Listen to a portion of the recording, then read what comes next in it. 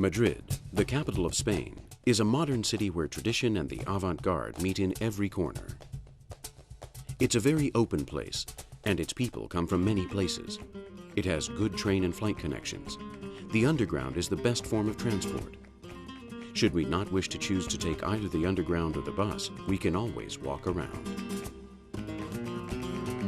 The coffee bars provide the ideal place for a rest when the legs start to weaken during a stroll through such a pleasant city to walk around. Straight from Madrid to heaven, as the saying goes. It explains how nearly 6 million inhabitants feel about their home. There's plenty to do for leisure, and its monuments are teeming with history.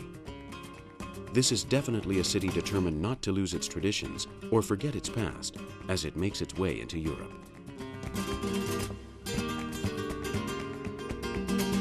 Madrid, or Madrid, was founded by Mohammed I to defend Toledo from Castilian attack.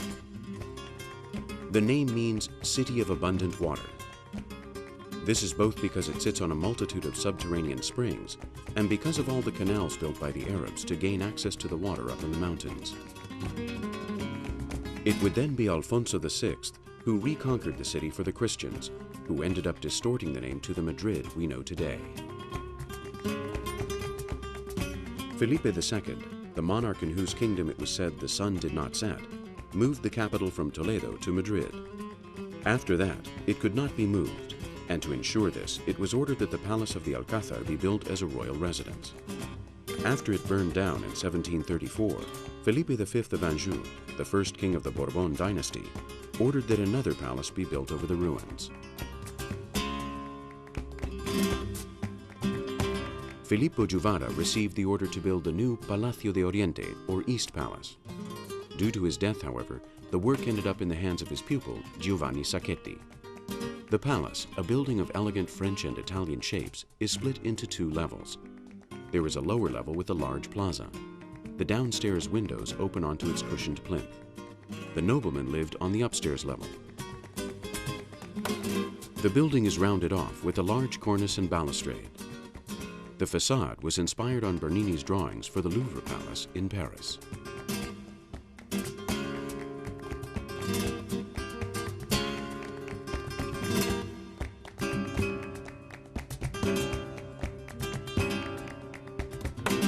The Gardens of Sabatini, a French-style park next to the palace, give us the chance to escape for a few moments from the hot summer days. From its enclave at the foot of the royal palace, we can enjoy one of the best views of the building.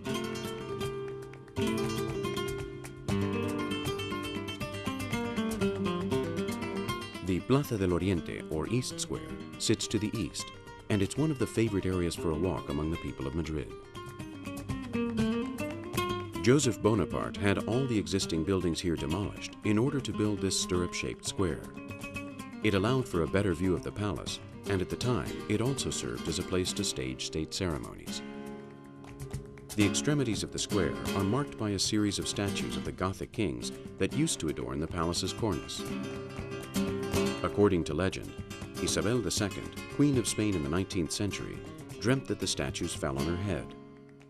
The following day, she had them moved to where they are now.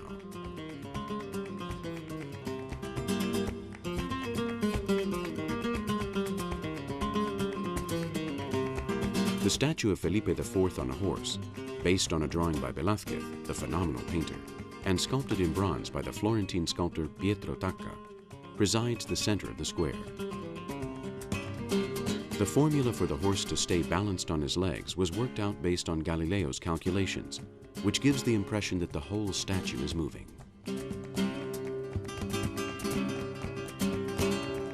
Right across from the statue of Felipe IV is the monumental hexagonally shaped Teatro Real de la Ópera de Madrid, or Madrid Royal Opera Theatre. It was originally built in the 19th century, and it was last rebuilt 1 decade ago. It opened its doors again to the public in 1997 with La Vida Alegre by Manuel de Falla. Nowadays, the best opera and ballet companies in the world perform there. Madrid's most famous square is no doubt the Plaza Mayor, one of Spain's most important and beautiful commons. Felipe III had all the hovels that were in the way of the site demolished to build this square. It was to be the site for bullfights, public events, and acts of faith, all in one place. Juan Gómez de Mora was the architect who finished the job, following in the footsteps of its first architect, Juan de Herrera. Nowadays, tourists, painters, characterists, philatelists, and others just taking a stroll all meet in this square, one of the most traditional in the city.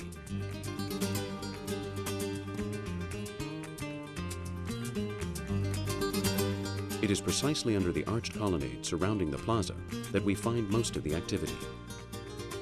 Besides shops in which to buy souvenirs, there are bars where one can have a traditional squid sandwich, and the square provides a great spectacle in front of which to pose for holiday snapshots.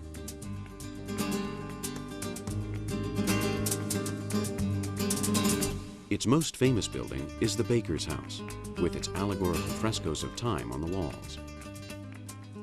Present, past, and future frame its windows facing the Plaza Mayor. These paintings are the result of a competition that took place in 1992 to restore the original 17th century paintings that were lost in a fire. Their creator, the artist Carlos Franco, has brought back all of the building's old splendor.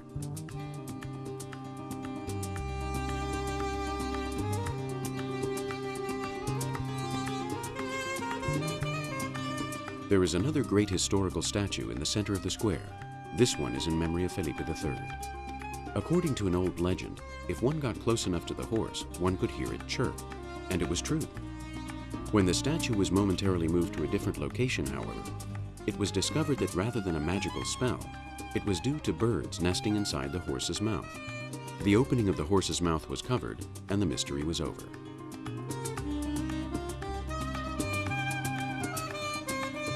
The Plaza Mayor can be considered to be the center of the so-called Old Madrid, thus making it the perfect starting point. The Arco de Cuchilleros constitutes one of the entrance and exit doors to the square. It's surrounded by traditional taverns and still more souvenir shops. We can start a tour around the surrounding medieval streets here, and it is also one of the best places to get a room in a hostel at a good price.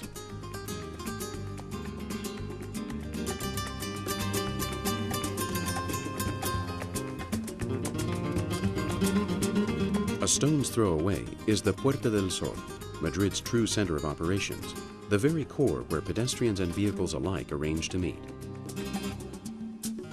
Kilometer Zero, the beginning of all the highways going from here to the rest of the country, is marked on the ground under the clock. The mark is so small it nearly goes unnoticed. A new tower has been added to the old post office building. Its clock traditionally marks the beginning of the year, thus ensuring a noisy collection of people celebrating the event at the Puerta del Sol.